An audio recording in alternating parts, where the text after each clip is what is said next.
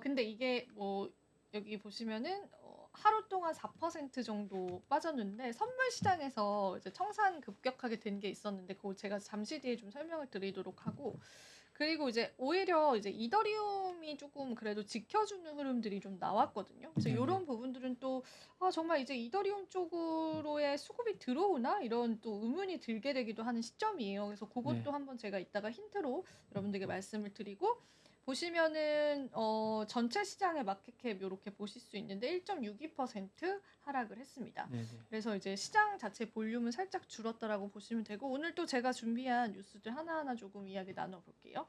금방 보여드리겠습니다.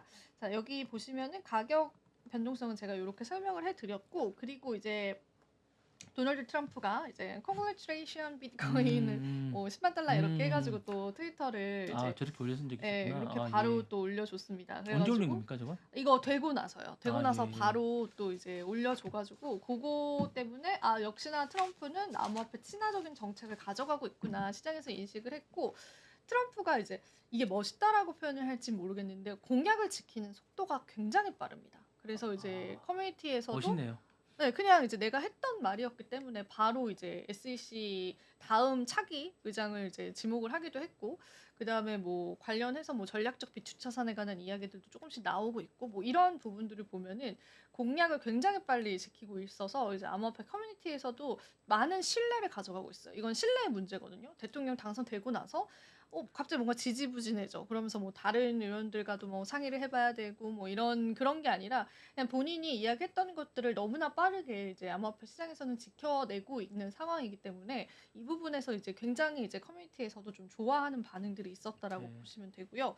그리고 이제 한 가지 조금 악재로 작용이 됐던 게 이제 레리 서머스 전 재무장관이라고 있어요. 근데 이분이 지금 재무장관 아니에요, 미국에. 근데 가끔 이분이 하는 이야기들이 이제 가끔 헤드라인으로 보도가 될 때가 있습니다. 예전에 재무장관 하셨던 분이기 때문에 그분이 이제 비트코인을 비판을 했어요. 전략 준비금에 비트코인을 넣는 거는 말도 안 되는 소리다. 이렇게 비판을 했던 부분들이 조금은 시장에서는 안 좋게 받아들였던 것 같아요.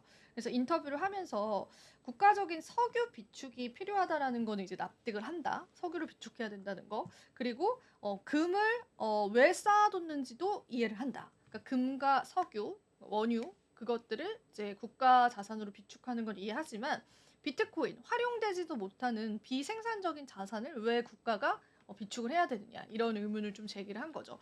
굉장히 이제 제도권에 계셨던 분이기 때문에 원론적인 고민을 한 것 같고 그런 측면에서 보면은 이런 생각 당연히 들 것 같습니다. 물론 지금 시장은 너무 열광은 하고 있지만 근데 이 레리 서머스 재무장관이 굉장히 흥미로운 인물인 게 뭐냐면 예전에도 제롬 파월을 굉장히 강력히 비판했었던 적이 있었어요. 그래서 그분의 말이 화제가 됐었는데 예전에 우리가 그 시장 충격이 왔었을 때 CPI 지표가 9%까지 올라갔었잖아요, 여러분. 그러면서 뭐 전반적인 이제 투자 시장에 혼란이 왔었는데 그때도 이제 레리 서머스 재무장관이 파월이 인플레이션은 일시적일 것이다라고 발언을 한 이후에 9%까지 치솟았거든요. 그래서 그 발언을 굉장히 비판을 하면서 멍청이 같은 발언이다. 막 이런 이야기를 했었던 적이 있었는데 실제로 그 파월의 예측이 틀렸고 이분의 말이 맞았기 때문에 시장의 참여자들은 이분의 말에 그때부터 좀 귀를 기울이기 시작을 했습니다.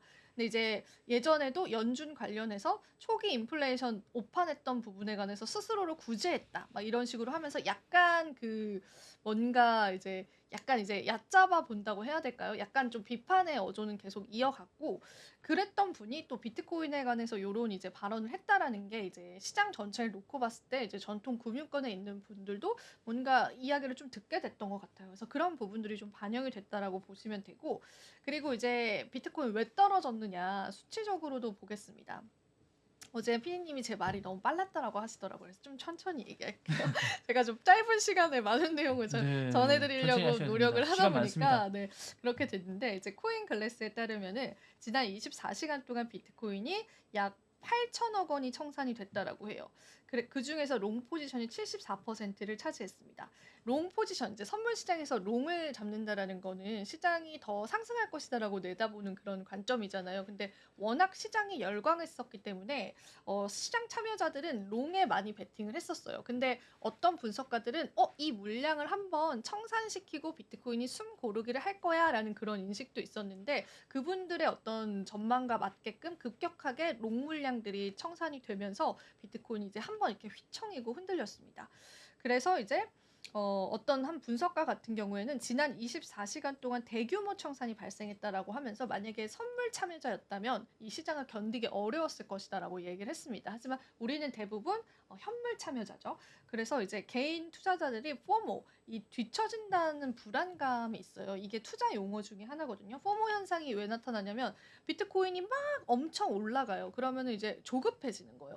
나도 빨리 비트코인을 매수를 해야 되는데 지금 비트코인 매수 안 하는 거는 정말 바보 같은 건가? 이게 항상 투자 시장에는 포모 현상들이 있거든요. 이 포모 현상을 이제 고점 시그널로 보는 그런 시선도 있는데 이런 포모 현상이 무리하게 나타나서 개인들이 매수를 했는데 일단 고래들은 보유 자산을 매도하면서 가격 하락을 촉발했다라고 분석을 했습니다. 그래서 간밤 비트코인 하락은 선물 시장에서 좀 촉발됐다라고 보시면 되고 지난밤에 이제 10달러, 10K 갔었을 때도 10만 달러 갔었을 때도 선물에서 먼저 10만이 도달이 됐습니다. 그래서 선물 시장이 조금 현물 시장을 지금은 살짝 선행하고 있다라고 보시면 돼요. 그래서 여러분들 이제 투자 전략 잡으실 때 참고를 해보시면 좋을 것 같고, 요거 이제 폴리마켓에서 이제 국내 리스크들로 좀 되게 뜨겁습니다. 그래서 이 이제 우리가 윤 대통령에 관한 뭐 탄핵 가능성에 관한 베팅률들이거든요. 그럼 지금 살짝 꺾였다가 지금 다시 올라와 있는 상황이에요. 제가 실시간으로 캡처를 한 거예요. 이런 부분들도 지금 글로벌적으로는 이제 글로벌 투자자들의 베팅 사이트. 폴리마켓은 참고로 트럼프 당선을 거의 유일하게 맞췄던 베팅 사이트입니다. 그래서 이런 좀 기대치들이 좀 기대라고 하긴 그렇고 이런 이제 베팅들이 좀 시장에 출현을 하고 있다라고 보시면 되고, 그러면은 이제 비트코인 이제 마감에 관해서도 어느 정도로 마감이 지어질 것이냐 그 부분도 있어요. 12월 달에. 그래서 보면은 지금 굉장히 많은 비율로 105K를 이야기를 했고요. 130K, 좀 시장에서 이제 긍정적으로 내다봤던 수치죠. 그 130K는 15%, 그리고 다시 한번 9만 달러로 떨어질 것이다라는 비율도 나쁘진 않습니다. 45%, 그리고 11만까지로 마감될 것이다라는 것은 50%를 지금 나타나고 있다. 시장 참여자들이 예상하는 비트코인 가격에 관한 방향성이다라고 보시면 되겠습니다. 그리고 이더리움 쪽에 관해서 순유입액이 간밤에 6천억 원이 이제 유입이 되면서 사상 최대를 기록을 했다라고 해요. 하나로 6천억 원 순유입이 됐고 9거래일 연속 순유입이면서 역대 최대 순유입 규모입니다. 이걸 체크해보는 이유는 이게 실질적으로 현물 가격에 영향력을 끼치기 때문에 저희가 한번 체크를 하는 거고요. 그리고 이제 솔라나 같은 경우에는 현물 ETF 신청사 두 곳에서 불가 통보를 받았습니다. 지금 아무리 이제 암호화폐 친화적이다라고 하더라도 아직까지는 현재 SEC 체제가 유지 중이잖아요. 1월 20일쯤 취임을 하게 됐으니까. 근데 이제 솔라나가 현물 ETF를 신청을 했는데 최소 두 곳 이상의 거부 통보를 받은 것으로 아직까지는 현 정부의 그런 스탠스가 현물 ETF 시장엔 좀 남아있다라고 해석을 해볼 수 있겠어요. 그래서 그런 부분들도 좀 알트코인과 솔라나 시장에 조정을 줬었던 요인이다라고 보시면 되고, 이제 마지막으로 비트코인 현물 ETF는 9거래일 연속 전날 1.1조 원 순유입이 됐고, 앞서 이제 본부장님이 설명해 주셨던 블랙록 쪽으로의 유입력이 가장 많았습니다. 그래서 블랙록은 여전히 비트코인 IBIT의 7.84억 달러, 그 다음이 피델리티였어요. 그래서 이렇게 좀 블랙록 같은 경우에는 블랙록 쪽으로는 비트코인 현물 ETF 유입이 계속되고 있다는 부분들까지도 체크를 해보시면 되겠습니다. 지금 바로 구독을 눌러보세요. 실시간 경제 뉴스, 투자 전문가들의 다양한 시황과 정확한 분석, 또 알찬 투자 정보까지 신뢰할 수 있는 저희 서울경제TV와 함께하세요.